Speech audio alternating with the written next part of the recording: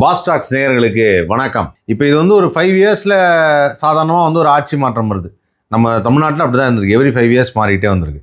அப்படி மாறிட்டு வரும்போது இப்போ இவருக்கு வந்து கொஞ்சம் டைம் ஆகும் அப்படின்னா இன்னொரு சான்ஸ் ஒன்று பண்ணலாம்.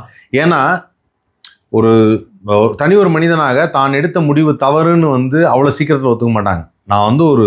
நான் வளர்ந்து வந்தவன், நான் ஒரு அடல்ட்டு, நான் எடுத்த முடிவு தவறு கிடையாது அப்படின்னு சொல்லி அவ்வளோ சீக்கிரம் ஒத்துக்க மாட்டாங்க. குறிப்பாக வீடுகளே இன்னைக்கு ஜென்சீஸாகவும் பசங்களாகவும் இந்த திராவிட இயக்கங்கள் டீமாக பெரிய பெற்றோர்களுமாக பல வீடுகள் அப்படி இல்லை நான் அதை ஒத்துக்கிறேன். நான் இதில் என்ன பார்க்குறேன் அப்படின்னா, ஆனால் சரி அப்படி தான் எடுத்துக்க மாட்டாங்களே. நான் எப்படி சார் 5 வருஷத்துக்கு வர மாறுது அப்படின்னு கேட்டிங்கன்னா, நான் எடுத்த முடிவு எனக்கு மட்டும் தானே தெரியும். நான் போட்ட ஓட்டுங்கிறது ரகசியம், அது எனக்கு மட்டும் தான் தெரியும்.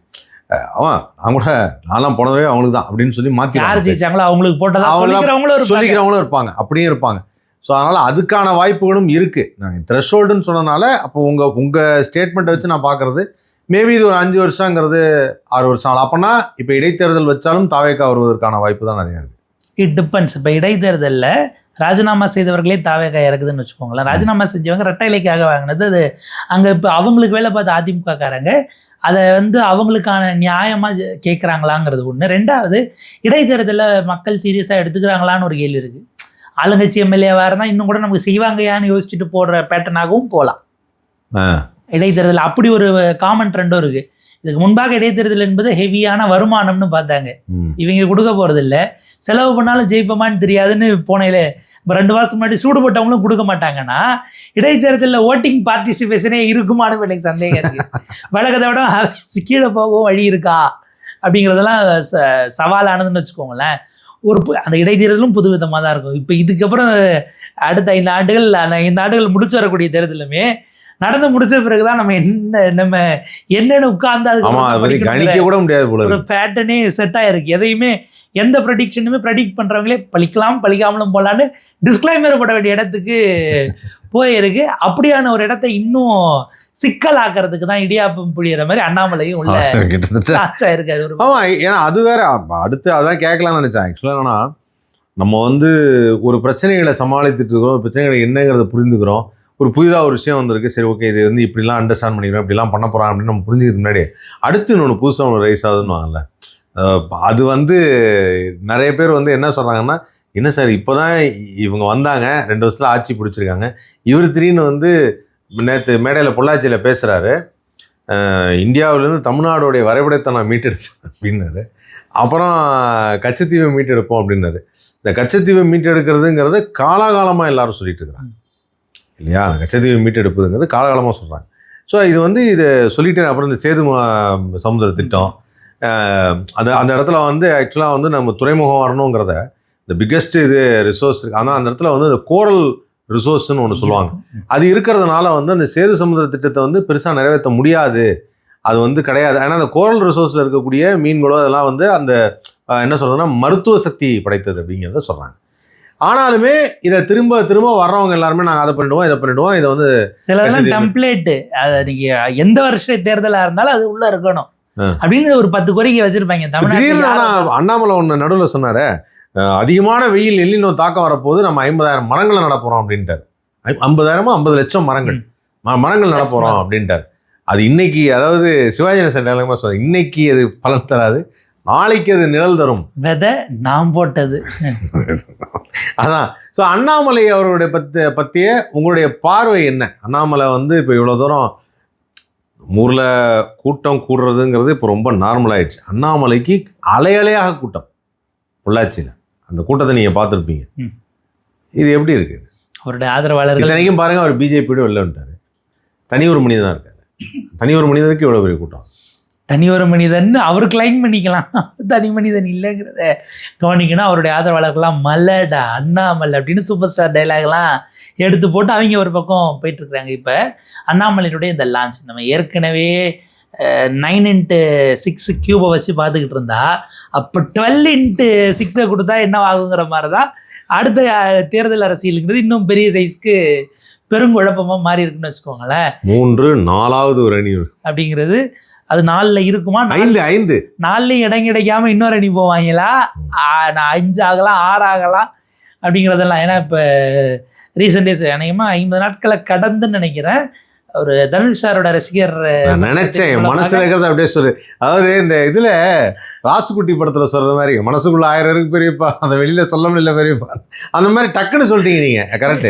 ஏன்னா நான் வலசரவாக்கம் சைடு வடபழனி சைடு பார்க்கும் பொழுது தினசரி மதியம் ஒரு பெருங்கூட்டம் நின்று அந்த விலையில்லா உணவகத்துல உணவு வாங்கி சாப்பிட்றது, அந்த பக்கம் நம்ம டீ சாப்பிட வரப்பெல்லாம் பார்க்க முடியுது. ஒரு பெருங்கூட்டம் ரெகுலரைஸ் பண்றாங்க. மேபி சென்னை முழுக்க இருக்கா, தமிழ்நாடு முழுக்க இருக்கா, அடுத்த ஃபுட் ஸ்டெப் என்ன அப்படிங்கிறது. இப்போ ஃபேன்மேடு போஸ்டர்ஸ் காலம் முடிஞ்சு ஃபேன்மேடு கழக கொடி அறிமுகமெல்லாம் வந்து ஓடிக்கிட்டு இருக்கு. நம்ம அது வந்து அது ஃபேன்மேடா ஒரிஜினலான்னு நமக்கு தெரியாமலே பல விஷயங்கள் ஓடுதுன்னு வைங்களேன். நான் எதுக்கு அதை டச் பண்ணேன்னா, அணிகள் கூட்டிகிட்டே போகலாம் அப்படின்றது நம்ம எதையும் நம்ம ப்ரெடிக்ட் பண்ணிக்க முடியாது. அடுத்த ஆடியோ லான்ச்சில் வந்து 2031 அப்படின்னோடனே தனுஷ்க்கு ஒரு பயங்கர கிளாப்ஸ் வருமா? கட்டாயம். அதுக்கான அவர் பேசுறாரு இல்லையா, அவருக்கு முன்னாடி பேசுறாங்களா என்ன பேசுறாங்கிறது தான் ஹைப்பை கொடுக்கணும் இல்லை? அதுதானே. எதுக்கு இதெல்லாம் நம்ம சொல்றோம்னா, விஜய் அவர்களுடைய ஒர்க்கிங் பேட்டர்னை அண்ணாமலை அடாப்ட் பண்றாரோன்னு ஒரு கேள்வி நமக்கு எழுது. விஜய் அவர்களுடைய ஒர்க்கிங் பேட்டர்ன் நீங்க எதை சொல்றீங்க? ஏன்னா இது எது கேட்கறேன்னா, அது என்ன ஒர்க் பண்றாருன்னு தெரிஞ்சு அதை இல்லை பேட்டர்னை சொன்னாங்க. நான் மதிப்பிற்குரிய தமிழ்நாடு முதல்வரை பத்தி நான் எதுவும் சொல்ல முடியாது. கட்சி தலைவராக இருந்த காலத்தில் அவர் செய்த ஒர்க்கை இவர் அடாப்ட் பண்றாருங்கிற. சிஎம்மாக இல்ல, சிஎம் ஆகல. ஓகே. அவர் வந்து கட்சி ஆரம்பிக்கிறேன்னு எங்கேயும் ஃபார்ம் எல்லாம் மீட் வச்சு ஒரு அனௌன்ஸ்மெண்ட்லாம் கிடையாது. ட்விட்டரில் ஒரு அறிக்கையை மட்டும் போட்டுட்டு கட்சி லான்ஸுங்கிறது அப்படி தான் ஆக்சுவலாக வந்தது. அதுவும் முசியானந்த் அவர்கள் மூலயமா அனௌன்ஸ் பண்ணிவிட்டு அனௌன்ஸ்மெண்ட்டை அவர் கொடுத்தாரு. இவருடைய ஹேண்டில் போட்டார், அவ்வளோதான். எக்ஸ். அதுக்கு பிறகு இன்ஸ்டாலையும் அந்த இது ஷேர் பண்ணப்பட்டது. இவர் ஒரு ரீல்ஸாக சொன்னார், அதை நான் அனௌன்ஸ் பண்ணுறேன் அப்படிங்கிறத ஒரு ரீல்ஸ் ஃபார்மேட்டில் போனாரே தவிர ஃபார்மல் ப்ரெஸ் மீட்டுக்கு வரல. ரெண்டாவது, வார் ரூம் கான்செப்டை அல்லது இந்த ஆன்லைன் வார் ரூம்ங்கிற கான்செப்டை விஜய் அவர்களுக்கும் முன்பாக தமிழ்நாட்டில் சக்ஸஸ்ஃபுல்லாக கன்ஸ்ட்ரக்ட் பண்ணது அண்ணாமலை தான். அவருக்கு அது வந்து அவருக்கான அவரை ஒரு தனி மனிதராக, ஏன்னா பிஜேபிங்கிற கட்சியை பொறுத்த வரைக்கும் பார்ட்டி தான் பெருசு. அதை உடச்சி இண்டிவிஜுவல் ஒரு கல்ட்டை அந்த கட்சிக்குள்ளே வளர்த்ததில் தமிழ்நாட்டில் ஒரு பெரிய அதில் பெருமளவு சக்ஸஸ் செய்தவராகவும் அண்ணாமலை இருக்கிறார். அவரை பற்றின ப்ரமோஷன்ஸ் வந்துகிட்டே இருக்கு. நீங்கள் ஏதாவது போட்டிங்கன்னா, அவர் இங்கே கட்சித் தலைவராக இருந்த காலகட்டத்தில் நீங்கள் ஏதாவது போட்டாக்கே நல்ல பேர் வந்து அண்ணாமலை ஃபயர் ரியல் சிங்கம் அப்படின்லாம் போட்டு கமெண்ட்ஸ் அடிச்சுக்கிட்டு இருப்பாங்க. பாதி பேர் பார்த்தா அது நார்த் இந்தியன் ஐடியா இருக்கும். எப்படி அப்படிலாம் வராங்கன்னா அதெல்லாம் வந்து அப்படிதான்ற மாதிரி அவருக்கு ரீச். இப்போ இன்றைக்கி விஜய் சாருடையது எப்படி முதலமைச்சருடையது நார்த் இந்தியாவில் ஃபேக் நியூஸ் எல்லாம் அவர் சொன்னதாக காடாக போடுறாங்களோ, அது ஏதோ பார்த்தா சோஷியல் மீடியா பேஜாக இருக்கும். அந்த மாதிரி அண்ணாமலைக்கும் ஒரு காலத்தில் இருந்த ஃபயர்லாம் இதெல்லாம் அப்போவே அவர் அப்படிங்கிற மாதிரியான ஒரு ஸ்ட்ரக்சர் பின்னாடி இருந்தது. அதை வார் ரூம் கான்செப்டாக வச்சு ஒரு விஷயத்தை அவரால் கட்டமைக்க முடிஞ்சது அப்படிங்கிறதையும் நம்ம கடந்த காலத்தில் பார்த்தோம். இது ஒன்று. ரெண்டாவது, இப்போ அவர் ஆரம்பிக்கிற இந்த வி த லீடர்ஸ் அப்படிங்கிறது கடந்த காலத்தில் இவங்க 3 பேஸாக வந்தாங்கல்ல, அது நற்பணி மன்றமாக இருந்து மக்கள் இயக்கமாக மாறி அதுக்கு நடுவில் இன்னொரு டிரான்சிஷன் பேஸ் இருந்துச்சு. அப்படியான ஸ்டெப்பில் இவர் நீங்கள் வழக்கமாக இயக்கத்திலேருந்து கட்சி ஆரம்பிப்பாங்க. இவர் கட்சியிலேருந்து இயக்கத்துக்கு போய் மறுபடியும் கட்சிக்கு வரேன்னு எதுக்கு அவர் யூட்டன் 1லேருந்து 0க்கு போய் அப்புறம் என்னங்க 35னா அதெல்லாம் திட்டம் இருக்குது அப்படின்ட்டு அவர் போயிருக்காருன்னு வச்சுக்கோங்களேன். இப்போ அந்த பேட்டர்னுங்கிறது எல்லாரும் என்ன சொல்கிறாங்க, தாவேக்காக கட்சி கட்டமைப்பே இல்லாமல் பூத்தில் எப்படி உட்காரதுன்னு தெரியாது, என்ன ஏதுன்னு தெரியாது, எல்லா பூத்துலேயும் ஆள் இல்லை, அதெல்லாம் கரெக்டு. ஆனால் அவங்க ஏறத்தாழ 20 வருஷமாக அரசியலே பேசாமல் அமைப்புகளாக உள்ள அங்கங்கே அவங்க வந்து இப்போ டென்சராக இல்லை, அடர்த்தியாக இல்லைனாலும் அவங்கள வந்து அங்கே அறிந்தவர்களாக அங்கே லோக்கல் வேலை பார்த்துக்கிட்டு இருக்காங்க, ஸ்கேட்டர்டாக இருந்திருக்காங்க. நோக்கம் இதுதான், அரசியல் தான் சொல்லாமல் ஒரு பெயரை வாங்குவதற்கான வேலைகளை செய்திருக்கிறார்கள், புரிஞ்சுக்க முடியுது. பட் அப்படி வந்து எத்தனை பேர் சீட்டு கொடுத்தாங்க, இல்லை திமுக கிடைக்காதவங்களுக்கெல்லாம் கொடுத்துட்டாங்களான்னா அது வேற டிபேட்னு வச்சுக்கோங்களேன். இப்போ இந்த மாதிரி உள்ளே போயிட்டு ஊடுருவி நோக்கம் அரசியல் அல்ல என்கிற மாதிரி நீங்கள் உள்ளே போகணும். ஓகே. ஏன்னா நீங்கள் ஒரு பாயிண்ட்டுக்கு மேலே நீங்கள் ஒப்பீனியன் மேக்கராக மாறணும்னா உங்களுக்கு எந்த பர்பஸும் இல்லை, நீங்கள் ஒரு பொது நோக்கத்துக்காக இருக்கீங்க, உங்களை பொசிஷன் பண்ண வேண்டியது ரொம்ப முக்கியம். நீங்கள் காங்கிரஸ் ஆட்சியில் மிகப்பெரிய அளவுக்கு ஊழல் குற்றச்சாட்டுகள் இருந்தது. அதை பாஜக சொல்லியிருந்தா எதிர்கட்சி எப்பவும் சொல்லுங்கன்னு கடந்து போயிருப்பாங்க. அண்ணா ஹசாரின் சம்பந்தமே இல்லாத ஒரு காந்தியவாதி வந்து உட்கார்ந்த பிறகு திடீர்னு ரிட்டையர்ட் ஐபிஎஸ் அதிகாரிகள் வந்தாங்க, ரிட்டையர்ட் ஐஆர்எஸ் அதிகாரி, ஒரு ஆட்டோ ஓட்டக்கூடியவர், ஒரு ரிக்ஷா ஓட்டக்கூடிய ஒரு பணியாளர், ஒரு சிப்பந்தி, ஒரு நர்ஸ் வந்து உட்காடுறாங்க, ஒரு டீச்சர் வேலையை விட்டுட்டு வந்தாங்க. இப்படியாக அது ஆகும்போது அது பப்ளிக் மத்தியில் அவருக்கு என்ன வயசான காலத்தில் ஒரு காந்தியவாதி அவர் எவ்வளோ மனக்குமுறி இருந்தான்னும் போது அது வந்து ஒரு மூமெண்ட்டாக அன்றைக்கு இருந்த அரசு அவர்களுடைய அராஜகம்னு பல விஷயங்கள் அதில் பாதி உண்மை பாதி பொய் எல்லாம் கலந்து போது அவங்க ஆடின ஆட்டத்துக்கு அனுபவிக்கிறாங்க. ஆனால் இதை வந்து அறுவடை பண்ணுற இடத்துல பாஜக வந்து உட்கார்ந்தது. இவங்களுக்கு அது கட்டமைப்பா இல்லை அடுத்த கட்டத்தை கொண்டு போகல. இவங்க உருவாக்குனதை அறுவடை பண்ணது யாருன்னு பார்த்தா பாஜக என்கிற பொலிட்டிக்கல் முகம் அதை ஒரு சைட் பண்ணிருச்சு. இப்போ அந்த மாதிரி உள்ளுக்குள்ள இருந்து என்னங்க கவர்மெண்ட் இதுன்னு 4 பேர் அவங்க கட்சி சார்புன்னா, இப்போ தவேக ஆட்சி சரியில்லைன்னு திமுக ஊருக்குள்ளே பேசுகிறாருன்னா எதிர்கட்சி அப்படி தாங்க பேசுவோம்மா. அங்கே வந்து ஒரு குளம் ஏரிலாம் தூர் வரக்கூடியவர், அங்கே வந்து இளைஞர்களுக்கான சமூக சேவை செய்யக்கூடிய ஒருவர் பேசும்போது அவர் மரியாதைக்குரிய அவர் மக்களுக்காக தான் நிற்கிறார். அவர் சொல்கிறாருன்னா இப்போ ஒருவேளை இந்த கவர்மெண்ட் உண்மையிலே சரியில்லை உள்ள இருக்கு, ஏதோ சிக்கல் கோளாறு இருக்க தான் செய்யுதுன்னு. கரெக்ட். அதாவது கரெக்ட். ஓகே, அண்ணாமலை சொல்றதை நம்புவாங்க. அப்படி வேர்ட் ஆஃப் மவுத் தான் அண்ணாமலையுடைய ஆதரவாளர்கள் இப்ப அங்க சேவகர்களாக தானே போறாங்க, வீத லீடர்ஸ் அப்படின்னு மக்கள் தொண்டர்களாக மக்கள் சேவகர்களாக போகும்போது அது புறணியாவே சிலதெல்லாம் நல்லா ஸ்ட்ராங்கா பரப்ப முடியும். நீங்க கரூர் சம்பவமே கூட அதை அவங்க திட்டமிட்டு பரப்புனாங்களான்னு தெரியாது. ஆனால் இந்த புறணி பேசக்கூடிய புறணிங்கிறது வேர்ட் ஆஃப் மவுத்தா நம்ம அப்படியே பாஸ் ஆன் பண்றது இருக்கு இல்லையா. கரூர் சம்பவத்தில் உள்ளபடியே ஏதோ திமுக சதி பண்ணிருச்சுன்னு ஊரில் ஏறி வேலை செய்கிறவங்க அவங்களுக்குள்ள உட்காந்து நடுவில் பிரேக்கில் சாப்பிட்ற நேரத்தில் லஞ்சில் புறணி பேசுகிற அளவுக்கே கிராமங்கள் அது சென்றடைந்ததுங்கிறது ஒரு விஷயமா பார்க்க வேண்டியிருக்கு. அப்படி பரவுது. இப்போ சில இடங்கள்ல அது என்ன மாதிரி கண்டுபிடிச்சாங்கன்னா, இப்போ அந்தந்த ஊர்களுக்குன்னு குரூப்ஸ் வச்சுருப்பாங்க இல்லையா. இப்போ அந்த ஊர்லேயே ஏதாவது ஒரு பியூட்டி பார்லர் இருக்குன்னா அதுக்கு வரக்கூடியவங்களாம் சேர்த்து ஒரு குரூப் வச்சுருப்பாங்க, ஊரினுடைய பெருமைகள் அப்படி இப்படின்னு போடுவாங்க. இவங்க அந்த குரூப்புகளில் போய் அதில் ஆட்கள் ஹையர் பண்ணுறாங்க. அப்படி பொறுமையாக விஜய் சாருக்கான ஒரு ஹைப்பு அல்லது நம்ம ஊரில் இந்த மாதிரி லோக்கலில் ரோடு இல்லைன்னா இவங்க மதிக்கல பாருங்கள் திமுக கவுன்சிலர்னு இப்படியாக அதை அப்படி ஒரு நரேட்டிவாக அது போகும்போது அவங்க வேற ஒரு பர்பஸ்க்காக ஒன்றுக்கு ஒன்று உங்களுக்குள்ள அந்த ஆதரவு மனநிலையை பெருக்குகிற வேலையெல்லாம் அவங்க லோக்கலைஸ்டாக பண்ணிட்டு இருக்கிறாங்க. நீங்கள் இப்போ நம்ம கடலூர், நம்ம பொள்ளாச்சி அல்லது நம்ம ஈரோடு இப்படியெல்லாம் மாவட்ட தலைநகரங்களாக பேஜஸ்லாம் அங்கங்கே ஒரு கம்யூனிட்டியாக இருக்கக்கூடியது சோஷியல் மீடியாவில் அங்கங்கே ஒரு கேதரிங் இருக்கும். இப்படி லோக்கலைஸ்டாக அவங்க வேலை பார்த்துருக்காங்கிறது அவங்க ஜெயிச்ச பிறகு தான் பலரும் கண்டுபிடிக்கக்கூடிய அளவுக்கு சென்ஸ் பண்ணக்கூடிய அளவுக்கு இருந்தது. இப்போ இந்த ஒர்க்கை அவர் மெட்டிகுலஸாக அடாப்ட் பண்ணியிருக்காரு. ஆமாம், அதே போல் அவர் நாங்கள் கீழே தான் உட்காருவேன், ஸ்டேஜ் ஏற மாட்டேங்கிறதெல்லாம் அது ஒரு ஹம்பிள்னஸை காட்டுவதாக இருக்குது. ஏன்னா அவர் என்ன டிக்ளேர் பண்ணார், இது வந்து கல்ட்டு பாலிட்டிக்ஸா காமன் மேன் பாலிட்டிக்ஸா அப்படிங்கிறத நான் முடிவு பண்ணுவேன்னு. ஆனால் அவர் காமன் மேன் இவ்வளவு செலவு பண்ணி இப்படியான கூட்டத்தெல்லாம் நடத்த முடியுமாங்கிறது வேற ஒரு டிபேட். Common big man. ஆமாம், இப்போ இந்த அறிவிச்சதுல லாஸ்ட் 2 மாதத்தில் அண்ணாமலை ஃபார்முலா ஒரு ப்ரெஸ் மீட் கூட அட்டன் பண்ணல. அவர் அதெல்லாம் ப்ரெஸ்ஸுக்கு பயப்படுறவர் இல்லை, சண்டை வலிக்கக்கூடிய அளவுக்கு தைரியமாக யாராக இருந்தாலும் சண்டை வலிக்கிறேன்ட்டு பார்த்துக்கேன்னு பேசக்கூடியவர் தான். ஏன் இப்படி தாவறீங்கன்னெலாம் கேட்டவர் தான்.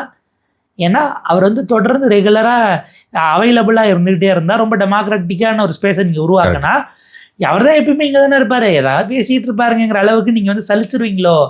அந்த ரேரஸ்ட் அப்பியரன்ஸ் தான் நமக்கு ஒரு யூஎஸ்பியாக இருக்கணுமோ என்கிறத அவர் அடாப்ட் பண்ணுறாரான்னு எனக்கு அந்த இடத்துல கேள்வி வருது. தினம் ஒரு நாளைக்கு 3 வேளை ப்ரெஸ்ஸை பார்த்துட்டு இருந்தவர் சீமான். எலெக்ஷனில் என்ன அவர் இருந்ததில்ல, அப்படியே 50% ஓட்டு காலி இல்லை, 8% 4%. அதுனா இப்போ அவர் ரீசெண்ட் டேஸில் அமைதியானதுக்கு காரணம் என்னதான்டா பண்ணணுங்கிறீங்க. நீங்கள் சொல்லும்போது உண்மையிலே வந்து நீங்கள் இப்போ அண்ணாமலையை பற்றி சொல்லும்போது ரொம்ப அழகாக அதை சொன்னீங்க. எனக்கு திடீர்னு ஒரு ஸ்போர்ட்ஸ் பர்சன் ஞாபகம் வருது, கார்ல் லூயிஸ்ன்னு நினைக்கிறேன். அந்த காலத்தில் அவர் வந்து ஒலிம்பிக் நடக்கிறதுக்கு போது ஒலிம்பிக் வந்து பார்ட்டிசிபேட் பண்ணிட்டு மற்ற 4 ஆண்டுகள் 5 ஆண்டுகள் இருக்கு இல்லையா, இந்த எவ்ரி 5 இயர்ஸா 4 இயர்ஸா 4 இயர்ஸ் எவ்ரி 4 மிச்சம் 4 ஆண்டுகள் வந்து என்ன பண்ணுவார்னா அவருக்குன்னு ஒரு மலை ஒரு வீடு இருக்கும். அந்த வீட்டில் போய் அவர் வந்து யார் கண்ணிலையும் பட மாட்டாப்புல, அங்கேயே அவருடைய ப்ராக்டிஸ், அங்கேயே அவருடைய இது. எப்போ ஒலிம்பிக் அப்படின்னா அந்த ஒலிம்பிக் வரும்போது கரெக்டாக ஒரு 3 மாதத்துக்கு முன்னாடி அந்த பர்டிகுலர் சிட்டிக்கு போய் தன் உடம்பை தயார் பண்ணிட்டு வருவார். அந்த மாதிரி இருக்குது. இப்போ நீங்கள் சொல்கிறது ரேரஸ்ட் அப்பியரன்ஸ். அடிக்கடி வந்து கால் லூயிஸ் தானே அவர் டெய்லிங்க தான் சார் ஓடிட்டு இருப்பார் அப்படின்னால அது வந்து இல்லை, அவர் ஏதோ ஒரு தனியாக ஒரு வீடு இருக்குது சார் இங்கே இருக்கார். அந்த ஒரு இதை கிரியேட் பண்ணியிருக்காங்க. ஸோ அதை கிரியேட் பண்ணது ரொம்ப அழகாக நீங்கள் சொல்லியிருக்கீங்க. இதில் இன்னும் ஒன்று மட்டும் சேர்த்துக்கணும் அப்படின்னா, விஜய் சார் எப்படி டைரக்டாக பாஜகவை எதிர்க்க மாட்டாரோ அதுதான் அண்ணாமலை செய்வார். ஆமாம், அது தெரியும், அது ஆப்வியஸாக தெரிஞ்சது. ஏன்னா அவர் சொல்லும்போதே 2031 ஆட்சி மாற்றங்கிறாரு. 29 மோடிஜிக்கு எலெக்ஷன் இருக்கே, பிரைம் மினிஸ்டர் எலெக்ஷன் இருக்கேன்னா பாஜகவை நான் மற்ற கட்சி மாதிரி தான் பார்ப்பேன்னு சொல்றாரு இல்லையா. சார் நான் தமிழ்நாடை பற்றி சொல்கிறேன் சார், நம்ம என்ன மத்திய அரசை பற்றி இப்போ நம்ம பேசலையே அப்படின்னு விஜய் சொன்னார் இல்லையா, அது மாதிரி தான் இதுவும். அவங்க கூட நம்ம சண்டை வலிக்கணுங்கிற ஒரு பேட்டர்னில் ஒரு மோடில் அவர் போகிறாரு. ஸோ அஃப்கோர்ஸ் நிறைய, அதாவது அவருடைய நோக்கமும் திமுக அதிமுக இல்லாமல் இருக்கணுங்கிறது தான் அவருடைய டார்கெட்டாகவும். ஓகே, அதில் எனக்கு ஒரு விஷயம் புரியல. நான் 1 இயர் இவங்களை விமர்சிக்க மாட்டேன். இவங்க தடுமாறினாங்கன்னா கை தூக்கி விடணும். ஏன்னா அவங்க சீனியர்ஸ் இல்லை, ஃப்ரெஷர்ஸுங்கிறாரு. 5 வருஷமா நீங்கள் வெயிட் பண்ணி பெட்டராக இருந்தால் இவங்களே நீங்கள் திரும்ப வரணும்னு கூட கேட்கலாமே. நீங்கள் ஏன் 31 மாற்றாங்கிறத சொல்கிறீங்க? அப்போ 1 வருஷம் கழிச்சு தப்பு பண்ணுவாங்க, இப்பயே நீங்கள் முன்முடிவோடு வந்துட்டீங்களா? அது ஒரு ஜென்யூன் ஸ்டேட்மெண்ட்டாக இல்லை. 5 வருஷம் கூட கொடுங்க, இல்லை 59 மாதம் கொடுத்துட்டு சரியில்லைன்னா 1 மாதத்தில் மாற்றணும்னு நான் வரேன்னு சொல்ல வேண்டியதானே. இவங்களை நம்ம விமர்சிக்க மாட்டோம், ஆனால் 31 ஆட்சி மாற்றோம், அது தேவை வரும்போது நம்ம 1 இயர் டைம் கொடுப்போம் அப்படிங்கிறது. இல்லை, விமர்சிக்க மாட்டோம்னா என்ன அர்த்தம்னா, இன்னும் எனக்கு அங்கேருந்து உத்தரவு வரல, அதனால நான் விமர்சிக்க மாட்டேன். அந்த 1 இப்போதைக்கு நான் எதிர்க்க மாட்டேன். பின்னாடி இப்படி கூட இருக்கலாம்ல, இவங்க 2 பேரும் கூட்டணி வச்சிடலாம்ல. இல்லை, அந்த 1 இயர் வந்து நான் கிரவுண்ட் ரெடி பண்ணிட்டு வரேன், இல்லை அவர் செய்ய போகிறது இப்போ ஆக்சுவலாக அது பார்க்குறதுக்கு ஏதோ ஒரு NGO ஃபார்மேட் மாதிரி தெரியுது. இப்போ போதைப் பொருளுக்கு எதிர்ப்பு, அடுத்து சுற்றுச்சூழல் அப்படின்னுட்டு. பட் அவர் கிரவுண்டுக்கு, கிராமங்களுக்கு சரியாக சொன்னீங்க. இந்த பீப்புள் ஆக்டிவிட்டிஸ் உடைய காமன் ஆக்டிவிட்டிஸ், மரம் நடுதல், போலியோ சொட்டு மருந்து, போதைப் பொருள் தடுப்பு, இது எல்லாத்தையும் சேர்த்தா ஒரு கொள்கையாக வச்சுருக்காரு. அது ஒரு உரையாடல், அதை ஒரு ஃபேஸாக வச்சுக்கிட்டு கிரவுண்டுக்கு போகிறது அப்படிங்கிறதும் அதுக்கான ஆட்களை ஒரு மாஸ் மொபிலைசேஷன் என்பதை நோக்கி தான் அவர் கான்ஷியஸாக உள்ளே போகிறாரு. அவரை பொறுத்த வரைக்கும் பிஜேபி என்கிறதோட அஃபிலியேட் ஆகும்போது உங்களுக்கு கிடைக்கக்கூடிய உச்சபட்ச வாக்கு வங்கிங்கிறது ஜெயிக்கிற அளவுக்கு வராமல் போயிடும். இன்னொன்று அவர் பர்சனலாக உணர்ந்தது, 2024 அவரால் கூட்டணி ஒன்று கட்டமைக்க முடிஞ்சு ஏறத்தாழ 18% ஓட்டு வாங்க முடிஞ்சுது. ஆனால் அடுத்து இவங்க 18, அதிமுக 21, இதை சேர்த்தா அதுவே 38-39 வந்திருக்கணும். ஆனால் அவர் 2 பேரும் சேர்ந்து 26 நிற்கும்போது கூட்டணிக்கான ஓட்டு எல்லாம் சேர்த்து 24 கூட வரலைங்கிற இடம் வருது. அப்போ அந்த இடத்துல அண்ணாமலை திரட்டி வச்சிருந்த டீம் ஏடிஎம்கே டிஎம்கே 2 பேரையும் திட்டி வந்த ஓட்டு, அது அவரால் திரட்டப்பட்டது. அவர் இல்லை, அவர் தலைவர் இல்லைன்னதும் விஜய்க்கு போயிருக்குன்னு அவர் உணர்றாரு. ஸோ அவங்க நம்மகிட்ட இருந்ததையும் சேர்த்து நம்மளை ஓரம் கட்டினதுனால நம்ம இழந்திருக்கோம், அவங்க நம்ம ஃபேஸ்க்காக வந்தாங்கன்னா நான் அவங்கள ரீகெயின் பண்ணணும். இப்போ அவர் ஒரு டோனில் யோசிச்சோம்னா, நீங்கள் எம்ஜிஆர் அவர்கள் கட்சி ஆரம்பிச்ச இப்போ போய் உங்களுக்கு திமுக என்ன கொள்கை முறைன்னா, அண்ணாயிசம் தான் என் கொள்கை, திமுக பேசுகிற எல்லாத்தையும் நானும் பேசுவேன். கருணாநிதி அவர்கள் கலைஞர்கிட்ட எனக்கு மாற்று கருத்து இருக்குது, அவர் என்னை வஞ்சிச்சிட்டாரு, அவர் எனக்கு அந்த பர்சனல் ஈகோனால வந்த கட்சி தாங்கிறது வேற, எனக்கான மரியாதையை கொடுக்கல, நான் வஞ்சிக்கப்பட்டேன்னு அவரை தவிர மீதி மொத்த திமுக கொள்கை இருந்துனார்ல. இவர் சொல்லக்கூடியது விஜய் அவர்களுடைய அதே மாதிரி இயங்கியில் தான் என்னது, திமுக அதிமுக வேணாங்கிறதான் என்னோடது, ஊழல் ஒழிப்பு தான் என்னோடது, ஆனால் விஜய் வேண்டாம் நான் வரேன், ஏன்னா அவர் கல்ட்டு நான் காமன் மேன். இது overall idea DMK top first and செகண்டில் இல்லாமல் நகர்த்துறதுங்கிற இடத்துல தான் வந்து அது கனெக்ட் ஆகிற புள்ளியாக இருக்குது. சிறப்பு. ஆமத்தில் எனக்கு ஒன்று தான் நிறைவான ஒன்று, இந்த ஆட்சியை பொறுத்த வரைக்கும் மக்கள் தெரியும், எம்ஜிஆர் அவருடைய ஆட்சியை நான் கண்ணால் பார்த்ததில்ல, பிறகு நான் விஜயை தான் பார்க்குறேன் அப்படிங்கிற மாதிரி தான் மக்கள் இன்றைக்கி யோசிக்கிறாங்க. என்னென்னா, அன்றைக்கி எப்படி எம்ஜிஆர் அவர்கள் வந்து ஒரு பர்டிகுலர் துறைக்கு ரொம்ப கவனம் செலுத்தினாரோ, குறிப்பாக சொல்கிறேன், சினிமா இண்டஸ்ட்ரிக்கு பயங்கரமான ஒரு இம்பார்ட்டன்ஸ் கொடுப்பார், எல்லா ஃபங்க்ஷனும் அதை கலந்துப்பார், எல்லாம் இது பண்ணுவார், அவங்களுக்காக நிறைய விஷயங்கள் செய்தார். அது மாதிரி சமீபத்தில் எனக்கு டக்குன்னு ஒரு டவுட் வந்தது. எப்போதுமே நான் ஒன்று சொல்லுவேன், ஒரு மனிதன் இருக்கும் பொழுது அவர்களுக்கு நல்ல பெரிய பாராட்டுகளும் அவங்களை நல்லா கௌரவிக்கிறதும் வந்து முக்கியம். திரு பாரதிராஜா அவர்கள் இறந்தபோது அவருக்கு வந்து அரசு மரியாதை செய்யப்பட்டது. ஏன்னா நேஷனல் அவார்டு வாங்கியிருக்காரு, 10 உயரிய விருதுகள், நாட்டின் உயரிய விருதுகள் ஒன்று கிடச்சிருக்கு. அதே சமயத்தில் வந்து தேசிய விருது வாங்கியிருக்காரு. அவருக்கு வந்து ஒரு அரசு மரியாதையோடு இருந்தது. அவர் ஒரு ட்ரெண்ட் செட்டர், ஒரு புதிய எராவை தொடங்கி வைத்தவர், எல்லாமே. அதே மாதிரி இப்போ ஜானகி அம்மாவுக்கு பண்ணும்போது நேற்று வந்து அவங்களும் பத்மஸ்ரீக்கு பரிந்துரைக்கப்பட்டு கொடுக்குறேன்னு சொன்னால் அவங்க ரிஜெக்ட் பண்ணிட்டாங்க, வேணாம்னு, டூ லேட் அப்படின்னுட்டு அவங்க டூ லேட்டுன்னு கூட சொல்லிட்டாங்க. அவங்களுக்கும் இதே மாதிரி நேஷனல் வாங்கியிருக்காங்க, ஒரு அரசு மரியாதை செய்யப்பட்டது. ஓகே, அது கர்நாடகா பண்ணாங்க. திரு பாக்யராஜ் அவர்கள் இறந்தபோது அரசு மரியாதை செய்யப்பட்டது. அதுக்கு நான் உண்மையிலே நன்றி தெரிவிக்கிறேன் தமிழ்நாடு அரசுக்கு, ஒரு சக கலைஞர்கள் முறையில், எங்களுடைய குருநாதங்கிற முறையில். ஆனால் அவர் இருக்கும் பொழுது அவருக்கு தேசிய விருது கிடைக்கவில்லை, நேஷனல் அவார்டு எதுவும் கிடைக்கல, ஸ்க்ரீன் பிளே கிங்குன்னு சொல்கிற மாதிரி ஸ்க்ரீன் பிளே கிங்குன்னு ஒரு அவார்டே வரல, இது எதுவுமே தரப்படலை. அப்போ இதெல்லாம் பார்க்குறப்போ just to cover the filmi people அப்படிங்கிற மாதிரியான ஒரு எண்ணம் தோணுது. உண்மையா இதில் ஒரு ஆங்கிள் இருக்குது. தமிழ்நாடு திரைக்கலைஞர்கள் சங்கங்களின் சார்பாக அவருக்கு ஒரு பாராட்டு விழா எடுக்கணும்னு கேட்டிருக்காங்க. இன்னும் டைம் கன்ஃபார்ம் ஆகலான்னு ஒன்றும் ஓடிக்கிட்டு இருக்கு. ஓகே, மேபி அது கனிந்து வரும் பொழுது ஆக்சுவலாக அது வந்து நம்ம சரி தவறுன்னு பேச முடியாது. எந்த ஒரு துறையை சார்ந்தவர்களும் ஒரு புதிய அரசாங்கம் வருதுன்னா அப்ரோச் பண்ணி நமக்கு செய்ய வேண்டிய சில விஷயங்களை செஞ்சு கொடுக்க முடியுமான்னு போவாங்க. அது வந்து டூ வே தான். அவர்களும் தலைவர்களும் அதில் தனக்கு அவங்கள வந்து நாளைக்கு பிரச்சாரத்துக்கோ வேற ஒன்றுக்கு பயன்படுத்தலாம் என்றும் பார்ப்பார்கள். துறை சார்ந்ததுனால அவங்களால ஈஸியாக ரிலேட் பண்ணிட முடியும். நீங்கள் துறை சாராத ஒருவர்கிட்ட போய் அதை விலக்கி என்ன ஏதுங்கிறது, உதாரணத்துக்கு ஐ திங்க் மெர்சல் நினைக்கிறேன், அதில் ஒரு NOC அந்த விலங்குகளை பயன்படுத்துறதுக்கு வாங்காமல் போனப்போ அன்றைக்கு இருந்த அமைச்சர் கடம்பூர் ராஜு அவர்களை தான் போய் சந்திக்கக்கூடிய வாய்ப்பு, செய்தித்துறை அமைச்சராகவும் செய்தி விளம்பரத்துறை அமைச்சராக இருந்தார். இன்னைக்கு அவர் பனையூர் கேட்டு வாசல்ல இவர் போய் சந்திச்சார், அவர் வெயிட் பண்ண வச்சாருன்னு ஒரு விஷயம் உண்டு. இன்னைக்கு இவர் பார்த்தா அங்கே பனையூர் ஆஃபீஸில் இது பண்ணியிருக்கு, ஹெவி க்ரௌட் ஆயிடுச்சுன்னு பின்பக்க வழியாக போகக்கூடிய அளவுக்கான ஒரு சூழல் உருவாயிருக்குங்கிறாங்க. அன்றைக்கி அவர் போனப்போ NOCன்னா என்ன, எதுக்கு விலங்க பயன்படுத்தி சர்டிஃபிகேட் கொடுக்கணும், இதெல்லாம் நீங்கள் எடுத்து சொல்லி விளக்குறதுங்கிறதுக்கு ஒரு கூடுதல் இதாக இருந்திருக்கும். அவர் ஏன்னா அவர் திரை பேக்ரவுண்ட் கிடையாது, நான் அது ப்ராக்டிக்கலாக சொல்கிறேன்.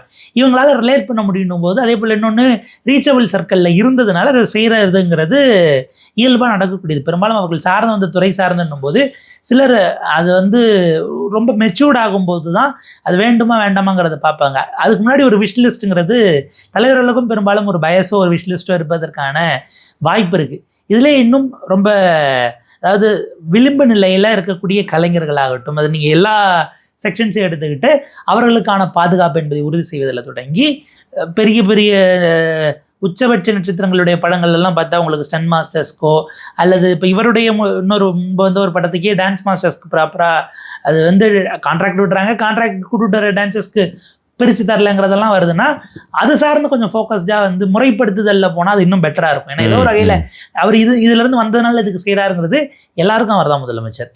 இதில் காட்டக்கூடிய அதே அளவுக்கான ஒரு அப்ரோச்சபிலிட்டி, அதாவது இந்த ஃபிலிம் ஃப்ரெட்டர்னிட்டியிலேருந்து வரக்கூடியவர்களுக்கு கொடுக்கக்கூடிய அந்த ஒரு ஸ்பேஸை மற்ற எல்லா நலிவடைந்த துறை சார்ந்தவர்கள், தொழில்துறையாக இருக்கலாம், விவசாயமாக இருக்கலாம், பணியாளர்களாக இருக்கலாம், அல்லது நமக்கு ஆட்டோ ஓட்டுநர்களாக இருக்கலாம், கிக் ஒர்க்கர்ஸாக இருக்கலாம், அதையும் முதலமைச்சர் அட்லீஸ்ட் அவர் இருக்கணும்னு அவசியம் இல்லை. அந்த அமைச்சர்களுக்கு கிரிவன்சஸ்க்குன்னு ஒரு இடத்த அவர் உறுதி செய்வது அப்படிங்கிறத பார்த்துக்கிட்டாருன்னா அதுதான் வந்து நீங்கள் அந்த பாகுபாடு இல்லாமல் எல்லாருக்கும் செய்யறதுங்கிறத நோக்கி போகும். அது தேவையானது. அந்த இன்டென்ட், அதாவது ரீச் அவுட் பண்ண முடியுதுங்கிறது பர்சனல் ராப்போனால பண்ணுறாங்க அப்படிங்கிறத தாண்டி நீங்கள் அதை தாண்டி போகும் பொழுது தான் அது இன்னும் மெச்சத்தகுந்த இடத்துக்கு நோக்கி போகும். ஏன்னா இப்போ நீங்கள் இதுக்கப்புறம் வந்து கான்ட்ரிபியூட்டராக இல்லாமல் நீங்கள் அங்கே வந்து பாலிசி டெசிஷன் எடுக்கிற இடத்துக்கு போகிறீங்க, சஜஷன் நீங்கள் கொடுத்து அங்கே இருக்கிறவங்க செய்கிறதில்ல, கேட்கிற இடத்துல இல்லை, செஞ்சு கொடுக்குற இடத்துல செய்கிற இடத்துல நீங்கள் வந்துட்டீங்க அப்படின்றதுனால அது பரவலாகவும் போகணுங்கிறது நம்மளுடைய எதிர்பார்ப்பாக இருக்குது. அதாவது இவங்க கேட்டு வாங்குறாங்கிறது தவிர நம்ம சொல்ல முடியாது. இதே மாதிரியான ஒரு வாய்ப்பு யாருன்னு தெரியாதவங்களும் உங்களை ரீச் அவுட் பண்ணணும்னா அதை நீங்கள் உருவாக்குவது தான் முதலமைச்சராக மக்கள் உங்களிடம் எதிர்பார்ப்பது. ஓகே, ஃபைன், பார்த்துருவோம் என்ன நடக்க போகுது அப்படிங்கிறத காத்திருந்து பார்ப்போம். இது வரைக்கும் வந்து ரொம்ப அழகாக வந்து நடந்த கரூர் மீட்டிங் பற்றியும் பொள்ளாச்சியில் நடந்த அண்ணாமலை பற்றியும் உங்களுடைய பார்வையில் நீங்கள் சொன்ன விஷயம் கண்டிப்பாக மக்களுக்கு வந்து ரொம்ப புரிஞ்சிருக்கும்னு நினைக்கிறேன். ரொம்ப நன்றி, தேங்க்யூ.